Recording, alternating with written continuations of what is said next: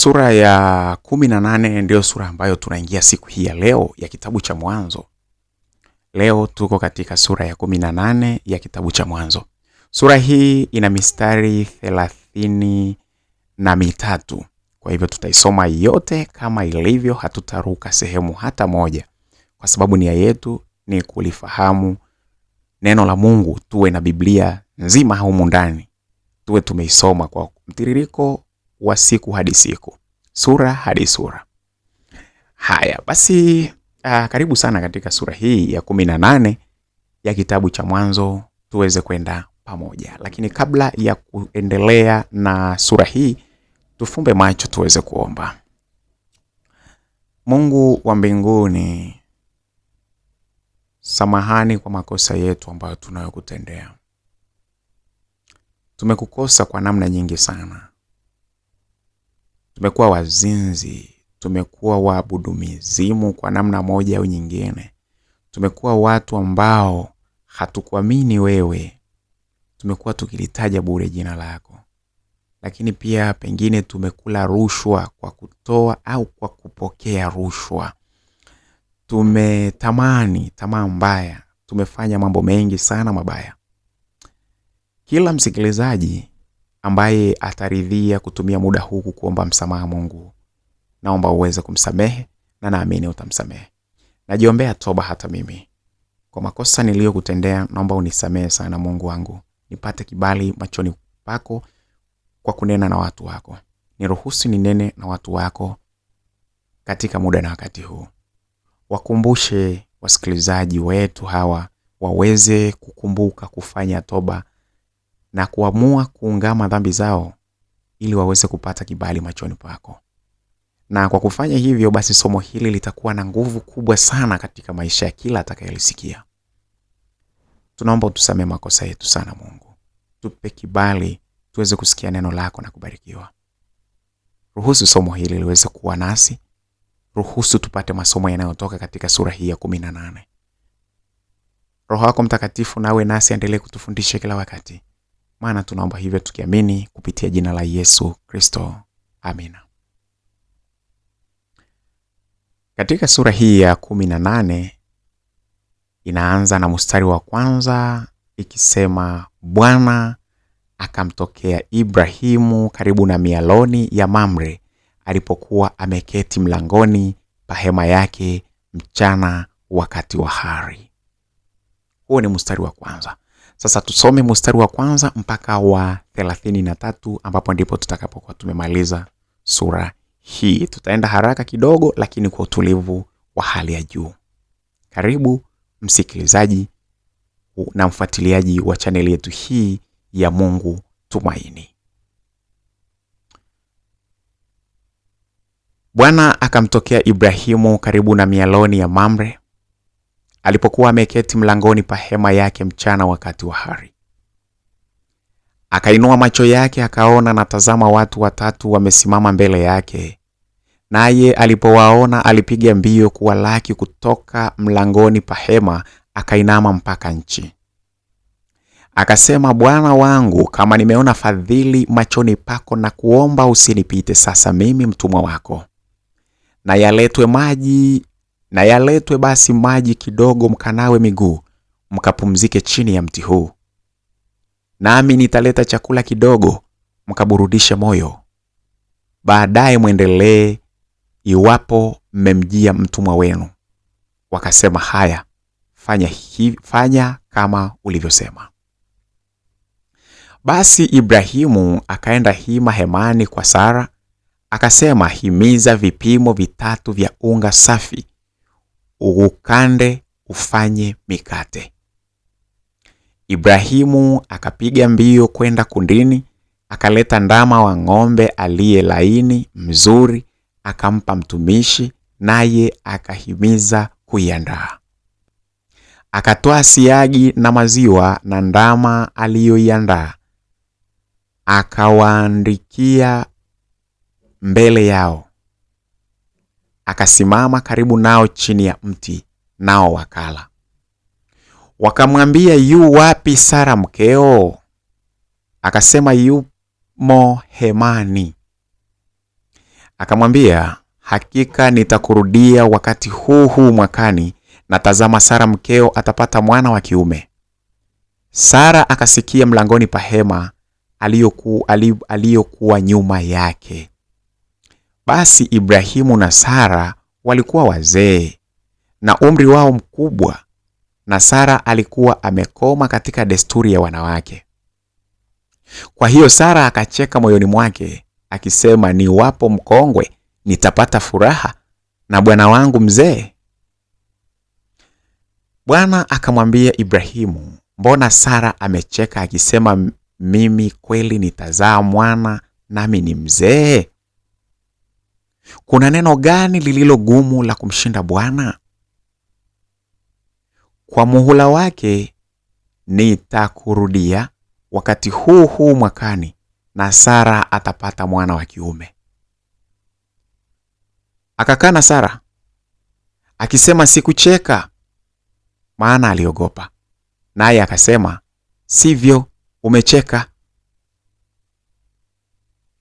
Kisha watu hao wakaondoka huko, wakaelekeza nyuso zao Sodoma. Ibrahimu akaenda pamoja nao awasindikize. Bwana akanena, je, nimfiche Ibrahimu jambo nilifanyalo? Akiwa Ibrahimu atakuwa taifa kuu hodari, na katika yeye mataifa yote ya dunia watabarikiwa. Kwa maana nimemjua ya kwamba atawaamuru wanawe na nyumba yake baada yake waishike njia ya Bwana, wafanye haki na hukumu, ili kwamba Bwana naye akamtimizie Ibrahimu ahadi zake.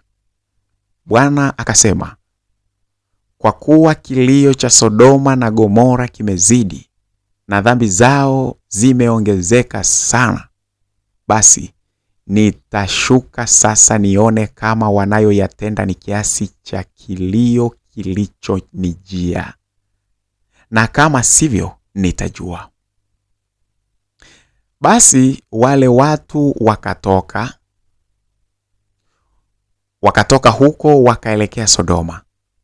Lakini Ibrahimu alikuwa akali akisimama mbele za Bwana. Ibrahimu akakaribia akasema, je, utaharibu mwenye haki pamoja na mwovu? Huenda wakawapo wenye haki 50 katika mji. Utaharibu? Wala hutauacha mji kwa ajili ya hao 50 wenye haki waliomo? Hasha, usifanye hivyo, ukamue mwenye haki pamoja na mwovu. Mwenye haki awe kama mwovu. Hasha, mhukumu ulimwengu wote asitende haki. Bwana akasema, nikiona katika Sodoma wenye haki 50 mjini, nitapaacha mahali pote kwa ajili yao. Ibrahimu akajibu akasema, basi nimeshika kusema na Bwana, nami ni mavumbi na majivu tu. Huenda wakapunguka 5 katika wale 50 wenye haki. Je, utaharibu mji wote kwa kupungua 5? Akasema, sitauharibu, nikiona humo 45. Akazidi tena kusema naye akinena, huenda wakaonekana humo 40. Akasema, sitafanya kwa ajili ya hawa 40. Akasema Bwana asiwe na hasira, nami nitasema huenda wakaonekana huko 30. Akasema, sitafanya nikiona humo 30. Akasema, tazama, nimeshika kusema na Bwana, huenda wakaonekana huko 20. Akasema, sitaharibu kwa ajili ya hao 20. Akasema, Bwana asiwe na hasira nami, nitasema mara hii tu, huenda wakaonekana humo 10. Akasema, sitaharibu kwa ajili ya hao 10. Basi Bwana alipokwisha kuzungumza na Ibrahimu, akaenda zake. Ibrahimu naye akarudi mahali pake. Msikilizaji, Hii aya ina utamu mkubwa sana. Hii sura na aya zake zote ina utamu mkubwa sana, lakini kuna funzo kubwa sana. Kwanza kabisa, msikilizaji, inawezekana ukawa hujaelewa vizuri kwamba hawa watu watatu walikuwa ni kina nani. Hawa watu walikuwa ni malaika wa Bwana ambao walikuwa wanakwenda kuiteketeza Sodoma na Gomora. Lakini kama unavyokumbuka kwamba kule Sodoma ndipo mahali ambapo ndugu yake na Ibrahimu anayeitwa Lutu ndipo mahali ambapo alipokuwa. Sasa Ibrahimu anajua kwamba ndugu yake huyu mbona ni mwaminifu katika Bwana. Sasa kwa sababu wale malaika baada ya kula na kunywa, Ibrahimu ametaka kunena nao kidogo. Wale watu malaika wa Bwana, wale malaika wa Bwana sasa ambao walikuja katika mfano wa binadamu, wakasema sasa, Mungu akawaambia sasa wale watu, akawa anasema hivi, kweli Mungu akasema nimfiche kweli Ibrahimu, mtu ambaye nimesema nitambariki, na nitambariki kwa sababu yeye atawafundisha watoto wake pia habari ya kunicha mimi, nimfiche ninachokwenda kukitenda kweli Sodoma? Hapana. Sasa wale malaika ambao walikuwa kwenye mfumo wa binadamu wakamweleza Abrahamu, wakamweleza Ibrahimu ni kitu gani ambacho anakwenda kukifanya. Ibrahimu sasa anaanza kuuliza, hivi kweli Mungu ukikuta watu 50 kule wenye haki utawaangamiza pamoja na watu wabaya? Yaani Mungu ambaye unayehukumu dunia nzima uhukumu watu wema pamoja na waovu? Yaani waovu nao, watu wema nao waonekane kama waovu vile vile? Utafanya hivyo? Kweli utafanya hivyo? Lakini malaika wa Bwana wanasema hapana. Je, wakiwa 45? Malaika wa Mungu wanasema hapana, hatuwezi kuangamiza. Mungu anasema sitaangamiza kama watakuwa wako 45. Vipi sasa kama ukikuta wako 40? Asema sitaangamiza, nitaiacha nchi nzima kwa sababu ya watu hao tu 40. Lakini Mungu inawezekana wakapungua wakawa 30. Asema sitaangamiza. Wakiwa 30 siangamizi, nitaiokoa nchi nzima kwa sababu ya watu wachache, hao watu tu 30. Mungu, je, wakiwa wako 20? Mungu anasema hata 20 siwezi kuangamiza nchi nzima kama ina watakatifu 20. Habari gani kama wakiwa 10? Mungu bado anasema siangamizi nchi nzima kwa sababu kuna watakatifu wangu 10. Msikilizaji, kuna kitu gani unakipata?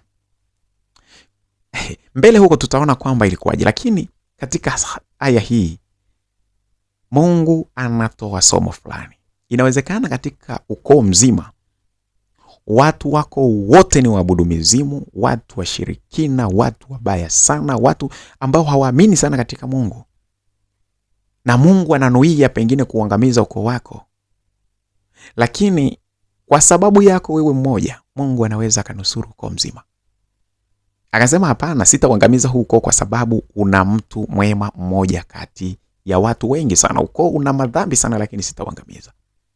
Na inaweza ikawa ni familia yako tu, mko watoto 3, 4, 5, whatever, baba mama hawaeleweki au watoto hawaeleweki, lakini kuna wewe mmoja tu unaweza ukasababisha familia nzima ikanusurika. Kwa sababu anasema sitaangamiza taifa zima kwa sababu ya watu tu, hata kama wako 10. Taifa zima lina watu milioni kadhaa, lakini ikiwa kuna watu angalau 10 tu. Hebu fikiri sasa, familia yako ina watu wangapi? Ukoo wako una watu wangapi? Pengine una watu 100 kadhaa.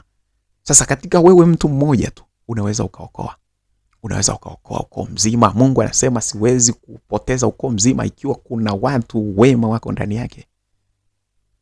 Sasa msikilizaji, kila mmoja hebu aweze kutaka kuwa yeye mtu mwema mbele za Mungu, aweze kuokoa familia, ukoo, taifa kwa ujumla. Kwa sababu Mungu anasema watakapo kuwepo watu wema sitaangamiza. Taifa zima likiwa na watu 50 siangamizi, watu 45 siangamizi, taifa zima naliokoa. Wakiwa 40 naacha, 30, 20, 10 naacha taifa zima kwa sababu ya hao watu wachache. Msikilizaji, hebu kubali kuwa sehemu ya watu wachache ambao wanasababisha taifa zima kuokolewa. Ni kwa sababu tu ya kuwa mwaminifu mbele za Mungu. Mungu akubariki na akutie nguvu. Roho wa Bwana awe na wewe akusaidie kufanya hivyo, uwe sehemu ya watu wanaosababisha ukoo kuokolewa. Neema ya Bwana wetu Yesu Kristo na upendo wa Mungu Baba na ushirika wa Roho Mtakatifu ukae na sisi sote sasa na hata milele. Amen.